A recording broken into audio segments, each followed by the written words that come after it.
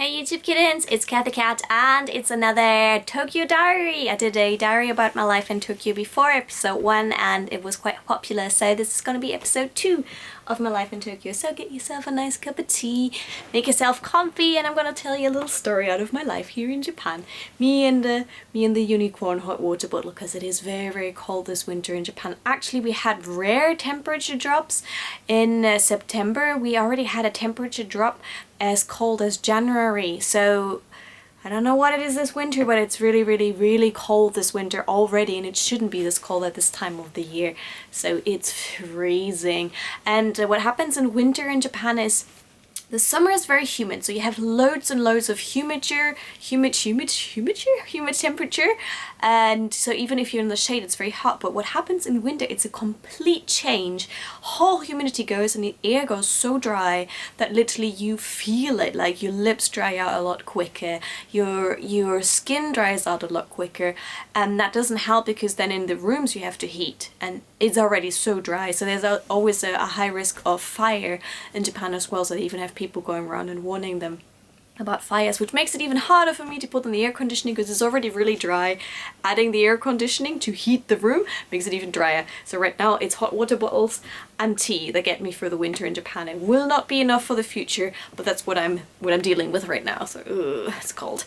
So anyways, the other day was actually a really interesting day. I thought I wanted to share with you. So what happened is, usually when you are in Japan, or when you will be in Japan in the future, what you'll find out soon is you and your circle of friends, once you make some friends, will have totally different working times. So some people work Saturday, Sunday because they teach Saturday, Sunday, that's mostly the teachers, and then they have the Monday off, or some people have like a Thursday off and then a Sunday off. So the days off will be kind of changeable during the week. And it's really hard to sometimes actually make an appointment and get everyone in one place. So what happened with me is I randomly had a day off the other day and it was like, whoo, day off, woohoo! And that was a Friday, and I was like, okay, day off, what am I gonna do? And that's when a friend of mine mentioned, hey, the Utena exhibition is in town. Utena is an animation. It's actually quite old by now, and I actually watched it after it's already it was already old when I watched it, but I really liked it. It's very shoujo, but very mysterious, loads of symbols. Actually still one of my favorite animations because it's just so full of symbols that you need to watch it several times to get it. And they had an exhibition, but only what I don't understand, they only had it for 4 days. How do you do that for 4 days? Like literally they did Thursday, Friday, Saturday, Sunday. It's like the shortest time. At least make it a week so people can come and see it. So I heard it was only for 4 days. I knew weekends are gonna be packed.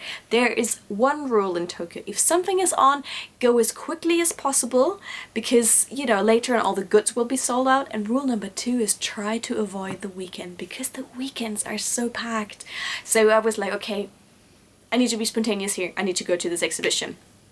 And unfortunately, no one of my friends had time, because obviously everyone was working. It was a Friday, and I was surprised I had this Friday off. So I was like, okay, what am I gonna do? What am I gonna do? So I literally messaged the Tokyo, like the leaders and stuff, and I was like asking around until Rob, who's a friend of mine, said, yeah, I have time. And I was like, okay, are you okay to come and like help me film? And he was like, yes, go for it. So I was really glad. And it's, for me, it's usually I don't open like as quickly. I don't as quickly hang out with people that I don't know quite yet, but he's a friend of my friends and I've met him before, so I was like, okay, it's gonna be fine. So we went all the way over to Ikebukuro where the exhibition was, and that was again, and it's an exhibition inside of a department store. Now, what I read in one book once is that someone said, if for whatever reason the whole world just suddenly goes poof and all the humans disappear and an alien race comes to planet Earth to find out what humans are, they only have to go into a Japanese department store because everything is there. They're huge. Like literally I spent one time just walking from one corner to the other in Ikebukuro, because it's like department stores. You can spend like ages. It's like taking a walk.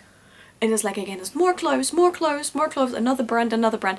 So we went there, and on top they had, instead of clothes and stuff that you have in a department store, they put up a couple of walls, and that's where the exhibition was. It's like, so that's so random, inside a department store, but hey, why not? It's Japan. So you had to go there, and there were two options. There was the normal ticket, and then there was the ticket that you got some goods with it. Yay, because they know we love stuff. I love stuff.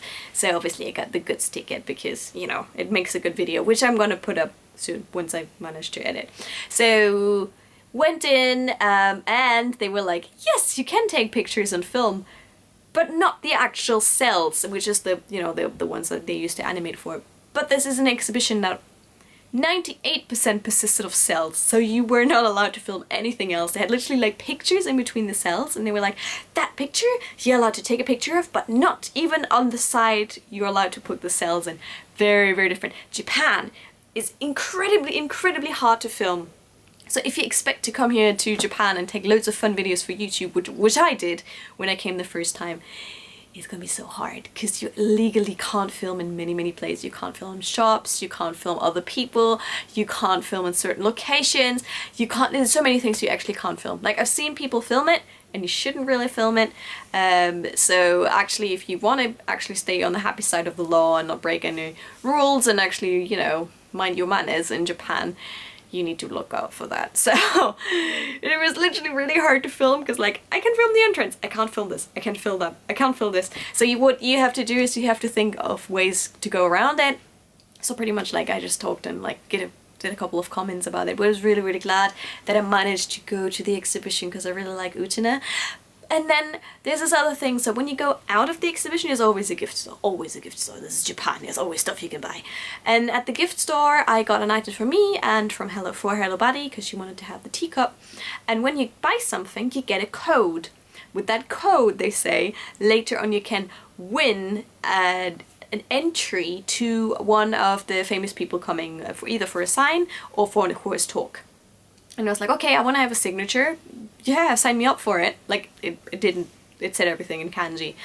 And then I was like, okay, so how does this work? How does my code get drawn? How do I find out about it? And they were like, oh, it will be on our Twitter, we think. And I was like, what do you mean? And she was like, I'm gonna check. And then she ran away for ages and didn't come back. And then someone else came and he was like, yes, it will be on the Twitter, we think. And he was like, yeah, how? And then he got it went away again. Was like, your staff here, your staff in the shop, why does no one know?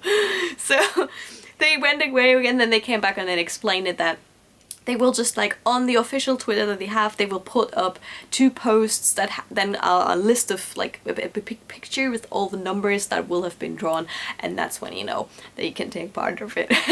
But that will not be before that night at 9 o'clock. So very specific, but finally they found someone who knew about this. So that was nice. What I really enjoyed is, again, Japanese people, very friendly. Like when we came there to get our tickets, one of the older gentlemen that was there and just taking care of the crowds, because it wasn't that crowdy at the time, he just came up and asked us where we're from and if this anime that is here, if we like it. Like, he didn't know Utena at all, he was just crowd care, but he was like, oh, did that, you know, show your country, and, you know, did you enjoy watching that? Oh, your Japanese is very good. So he was very friendly. And then the ladies selling us the tickets again, they were like, oh, your Japanese is so good, like to me and to Rob. So they were very friendly. Everyone's very friendly. I like that. So next thing is, actually we went to Harajuku, because what I actually wanted to do that day, the main reason I actually wanted to leave the house that day was the My Little Pony Cafe. Like, right in the morning I was like, I'm gonna go to the My Little Pony Cafe because it's the last day that they did like a collab on the sweets. There's the actual cafe is called Sweets Paradise, but they had like a My Little Pony theme. That was my reason for leaving the house. But then I found out about Utena, which was then my main reason to leave the house. But afterwards I was like, okay, no, we're gonna go to the My Little Pony Cafe and we're gonna have dinner there and it's gonna be pony time, it's gonna be awesome. Yeah, so the cafe is on the other side of Takeshita Street. And as you know me, I love shopping, so just going down Takeshita Street, it was like, and Rob wanted to go shopping as well. So what happened is we kind of like, you know, walked into Closet Child and had a look at Bodyline and just like, they did the things that you do when you go to Takeshita, the old shops that you like visit. So I did that, and then I walked past Liz Lisa, and Liz Lisa had a dress on that had everything I wanted. It was long sleeve, it was a cute color, and it had cinnamon roll on it. And you guys, I love cinnamon roll. I've been to the cafe when they opened the cafe, if you've seen the video. So I was like, oh, cinnamon roll on it. Oh, it's probably too expensive. And then it was 50% off. And I was like, ah, no, my wallet, no. But, but literally it was like for what, $30-$40, I think they set it down. I was like, oh no, I don't have the money right now. I was like, no, no, no. But it really was so cute. So at least I did the thing that you do. I went like, I might as well try it on. So I went upstairs and I tried it on and it looked so cute. So what I did on Instagram, if you were following me on Instagram that day, I put up, they had it in blue and they had it in pink. So I let people on Instagram decide whether I should get the blue or the pink one. So it's like a little Instagram vote. And pink one! So pink came with me. And I must say, that's one of the dresses I loved so much that literally right on the next day I wore it.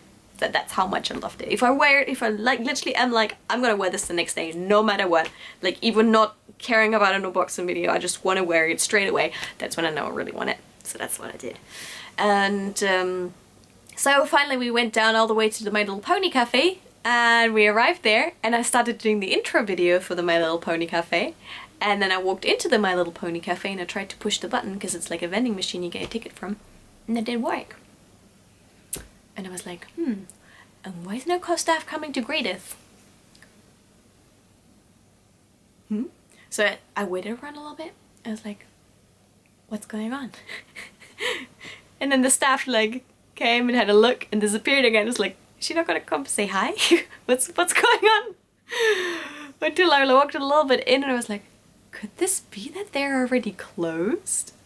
It's like, no way. They're already closed? Like it was like 8 or something, and they were like, yeah, we close at 8:30. And I was like, what? So like last orders are already over and stuff, and I was like, so yeah, that was awkward. So I couldn't eat there. So so it was after 8:30, and it was like just before 9, and I was like, wasn't there like another cute cafe in Herjuk? And I realized the Pom Pom Purin cafe is like just up Takeshita Street, and I haven't been there yet actually, so I was like, Pom Pom Purin Cafe, this is it, this is gonna be it. I hope when is last orders? So I phoned them, was like, hey, Pom Pom Purin Cafe, when is your last orders? And they're like, last orders at 9. It was 3 minutes to 9. I was like, oh my god, we're gonna be there straight away, please wait for us. We dashed to the Pom Pom Purin Cafe, I was like, wait for us, roar! And literally they were still really kind, like we made it like on time, and they were like, it's okay.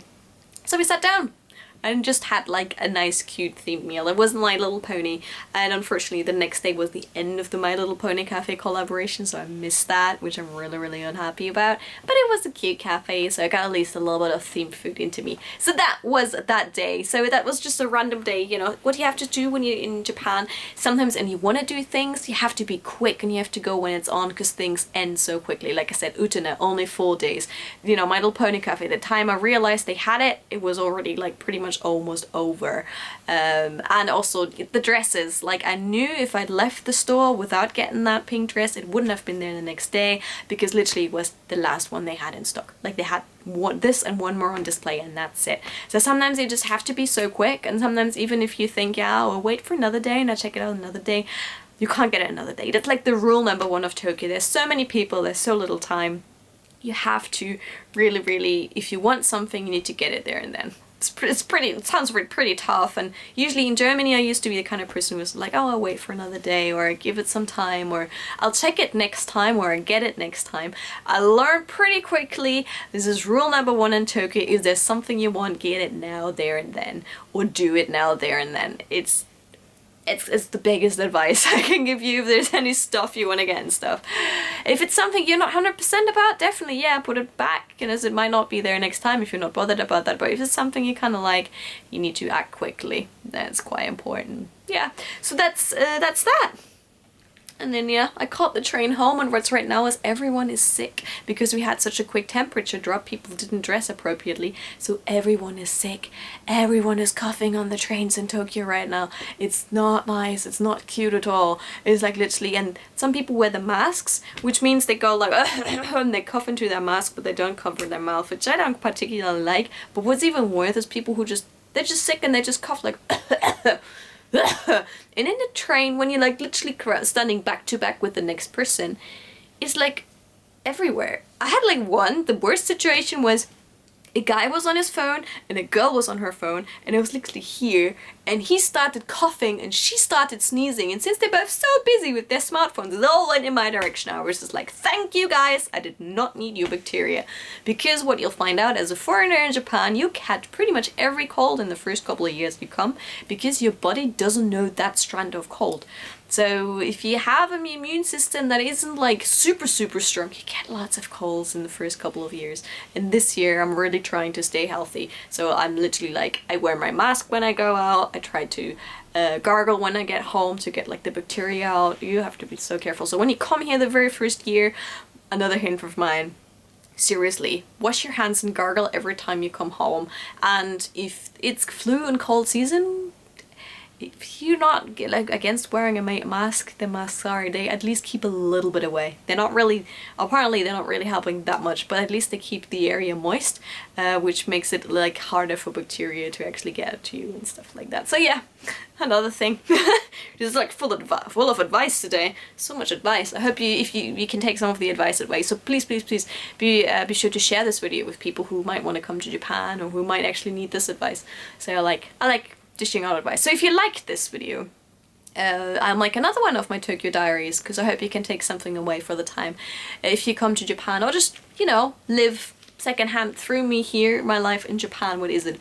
Live vicariously through this on my life here in Japan, if you'd like to. It's nice. I like actually sitting here and chatting with you guys with my cup of tea that I've totally neglected.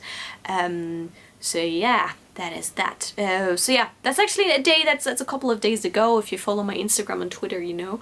But I think it was just a really nice day to share, and so I thought about sharing this with you. I'm actually gonna help a friend of mine tomorrow at a school and teach people about Germany, which means I have a nice chance again to crack out my dundle. Where did it go? My German dundle. There it is, here. So you can see behind me. So I'm gonna go all German tomorrow and totally teach kids how awesome Germany is. So that's what I'm gonna be doing tomorrow.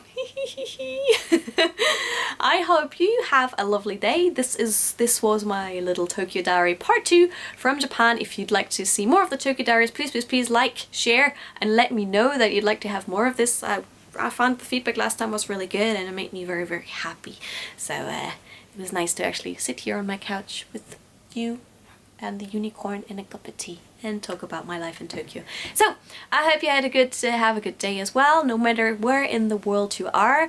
Let me know again what you liked about this video, and also let me know where in the world you are right now, and what kinds of cups of tea you maybe have while you watch this video, or maybe you don't have a cup of tea with it, but maybe you clean your room or something like that. I'd like to know a little bit about your life and what you're actually doing while you watch this video. So I wish you a lovely day, and I'll catch you soon from Japan. Have a lovely evening. Bye!